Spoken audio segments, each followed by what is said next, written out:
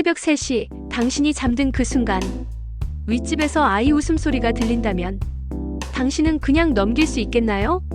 서울 외곽 비교적 조용한 동네에 자리한 한 오래된 아파트. 지어진 지 30년 가까이 된 이곳은 어르신들이 많이 거주하는 평범한 아파트였습니다. 그런데 몇 달 전부터 동네 온라인 커뮤니티에는 이상한 글이 계속 올라오기 시작했습니다. 글쓴이는 20대 후반의 직장인이었고 이 아파트에 이사 온 지 한 달 정도밖에 되지 않은 새 입주민이었습니다. 그가 올린 글에는 이런 내용이 담겨 있었습니다. 혹시 새벽 3시쯤에 윗집에서 이상한 소리 들으신 분 계세요? 저는 새벽마다 아이 웃음소리에 잠을 설칩니다. 정말 또랑또랑하게 들립니다. 근데 윗집엔 아무도 안 산다고 들었는데 처음엔 다들 장난이라 생각했습니다. 하지만 글쓴이가 올린 소리 녹음 파일을 들은 사람들은 점점 반응이 달라지기 시작했습니다. 녹음 파일 속엔 너무나도 선명한 아이 웃음소리가 담겨 있었습니다. 시간은 새벽 3시 정각. 처음엔 희미하다가 점점 커지더니 귀 옆에서 웃는 것처럼 또렷해졌습니다. 그러다 5분 뒤 소리는 갑자기 뚝 끊어졌습니다. 하하하 하하하 하하하하하.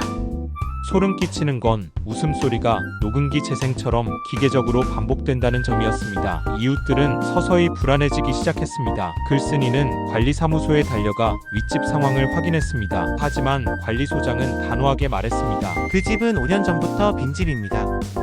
사실 그 집은 다들 꺼리는 곳이에요.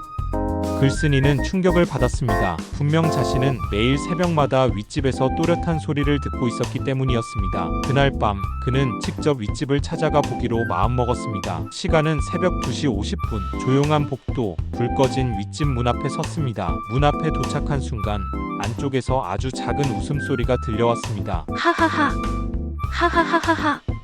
순간 온몸에 소름이 돋았습니다. 심장은 미친 듯이 뛰었고 손발이 얼어붙는 듯 했습니다. 하지만 그는 포기하지 않았습니다. 휴대폰으로 영상을 찍으며 문을 두드리려는 순간 갑자기 문틈으로 차가운 바람이 흘러나왔고 그와 동시에 문 안쪽에서 무언가가 문을 긁는 듯한 소리가 들렸습니다. 슥슥슥.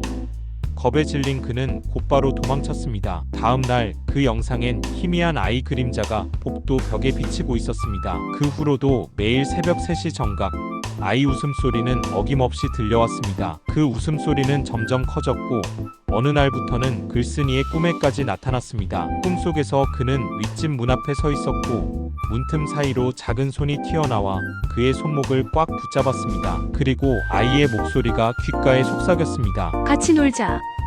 글쓴이는 잠에서 깨어난 뒤 온몸에 식은땀을 흘렸습니다. 하지만 더 이상은 그냥 넘어갈 수 없다고 생각했습니다. 그는 관리소에 CCTV 확인을 강력히 요청했습니다. 관리소장은 난색을 보였지만 결국 복도 CCTV를 확인하게 되었습니다. CCTV 화면에는 충격적인 장면이 담겨 있었습니다. 새벽 2시 59분 복도에는 아무도 없어야 했습니다. 하지만 화면 구석 윗집 문 앞엔 흐릿한 작은 그림자가 서 있었습니다. 그림자는 벽을 타고 천천히 움직이더니 문 앞에 멈춰 섰습니다. 그리고 문을 통과하듯 사라졌습니다. 3시 정각 웃음소리가 들려오기 시작했습니다. 경악한 글쓴이는 주변 이웃들에게도 이야기를 털어놓았습니다. 그러자 한 어르신이 조심스럽게 입을 열었습니다. 그 집 옛날에 사고가 있었어요. 한 부부가 살았는데 아이가 발코니에서 떨어져 죽었죠.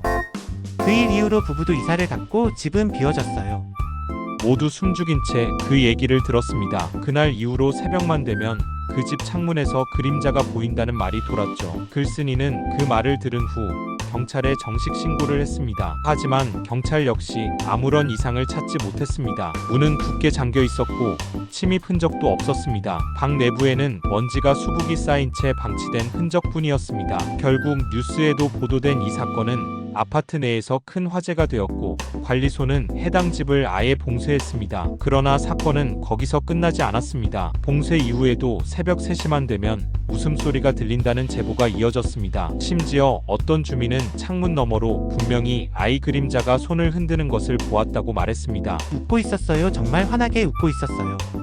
글쓴이는 결국 이사를 결심했습니다. 이삿짐을 싸던 마지막 날 밤 그는 무심코 윗집을 올려다봤습니다. 불 꺼진 창문 너머로 분명히 아이의 작은 얼굴이 보였습니다. 희미하게 웃고 있는 얼굴이 커튼 틈 사이로 그를 내려다보고 있었습니다. 그리고 작은 손이 천천히 유리창을 두드렸습니다. 톡톡톡. 그는 더 이상 쳐다보지 못하고 황급히 고개를 돌렸습니다. 하지만 그는 아직도 가끔 그 꿈을 꾼다고 합니다. 어두운 복도 윗집 문 앞 열리지 않을 것 같던 그 문이 천천히 열립니다. 그리고 그 안에서 들려오는 아이 목소리. 같이 놀자. 그 순간 문 안에서 작은 손이 다시 그의 손목을 붙잡습니다. 그때마다 그는 차가운 식은땀에 젖은 채로 새벽 3시를 맞이하게 됩니다. 그리고 그 웃음소리는 이사를 간 지금도 때때로 그의 귀에 또렷하게 들린다고 합니다. 히히히히히히히. 새벽 3시, 당신이 잠든 그 순간 윗집에서 아이 웃음소리가 들린다면 당신은 그냥 넘길 수 있겠나요?